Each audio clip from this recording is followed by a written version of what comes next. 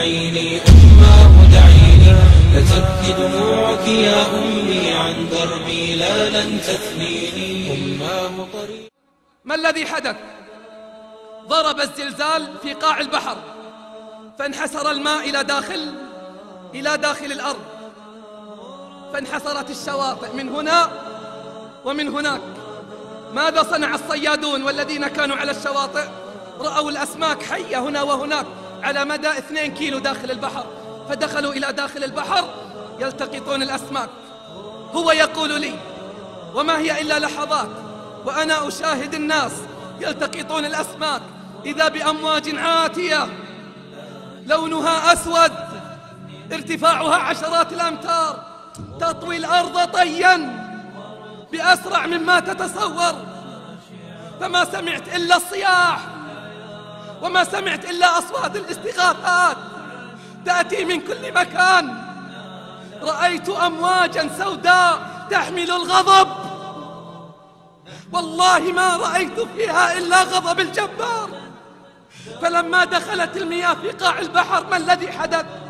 اختلطت بالحمم النارية فارتفعت درجات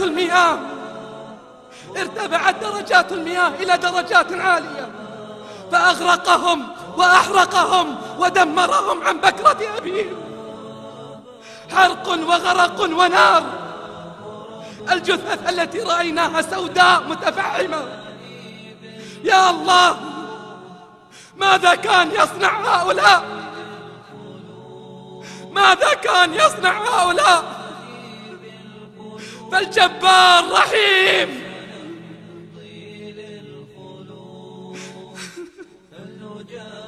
الجبار رحيم، لكنهم أغضبوا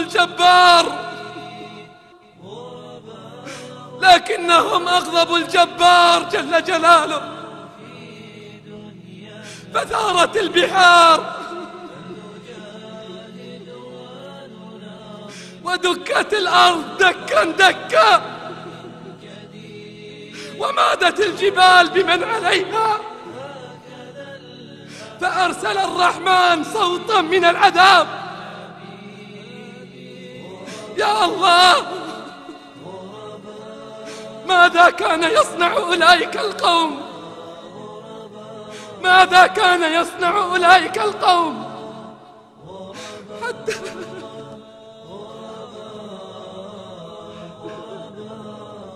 فلما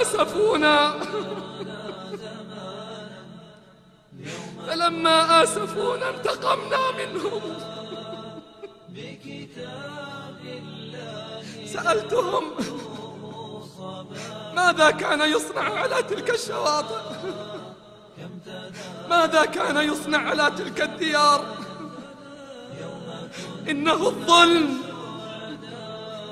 ظلم بني الإنسان، ظلمهم لأنفسهم وظلمهم لغيرهم حين تعدوا على المحارم وحين تعدوا على الآخرين.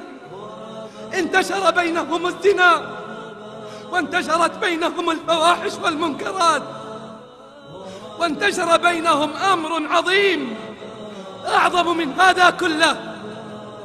كانوا لا يتناهون عن منكر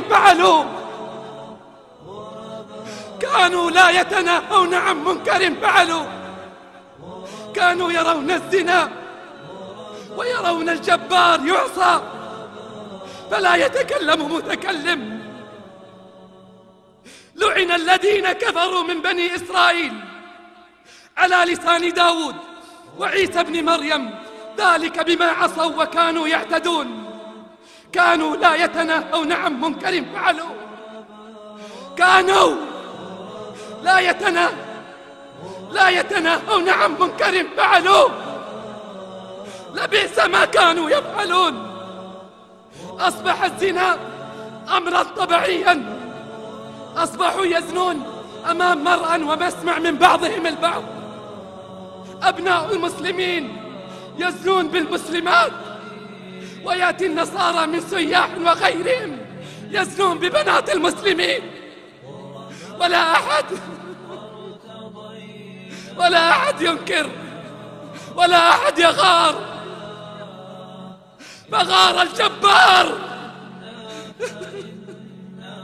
فغار الجبار في سمائه، فأمر البحار وأمر الأرض وأمر الجبال بأمر وكلمة منه، بل في لحظات، بل في دقائق معدودة، آلاف الموتى وآلاف من الدمار، ليرينا أنه شديد العقاب، ليرينا أنه شديد العقاب. ينبئكم التسونامي بموثق الأخبار. هذا ما رأيت في رحلة الأحزان. انتشرت الفواحش والمنكرات فحل بهم ما حل. هل تظنون أنه لا يوجد عندنا زنا ولا شرب خمور، بل انتهاك للمحارم؟ فما الذي يمنع بأس الله عنا؟ لسنا بأكرم على الله منهم. أنترك أهل المعاصي ونترك أهل المنكرات أن يفعلوا بنا مثل ما فعلوا بهم؟ نتركهم؟ ويريد الذين يتبعون الشهوات أن تميلوا ميلا عظيما،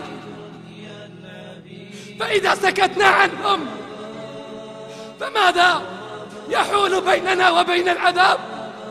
لتأمرن بالمعروف ولتنهون عن المنكر، أو ليوشكن الله أن يسلط عليكم عذابا فتدعونه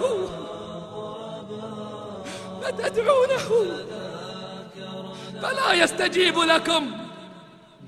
نجاتنا بأمرنا بالمعروف، أن نقول للظالم أنت ظالم، وأن نقول للذين يعصون الله اتقوا الله. والله لن نتركهم، والله لنأمرنهم ولنعطرنهم على الحق عطرا، فإما حياة تسر الصديق وإما ممات يغيظ العدا. والله لن نتركهم، ولن تنجو السفينة إلا بتعاون ركابها، إلا بأمرها بالمعروف ونهيها عن المنكر. الذين إن مكناهم في الأرض أقاموا الصلاة وآتوا الزكاة وأمروا بالمعروف ونهوا عن المنكر. ليس إن مكناهم في الأرض أقاموا الملاعب والملاهي والمهرجانات الغنائية.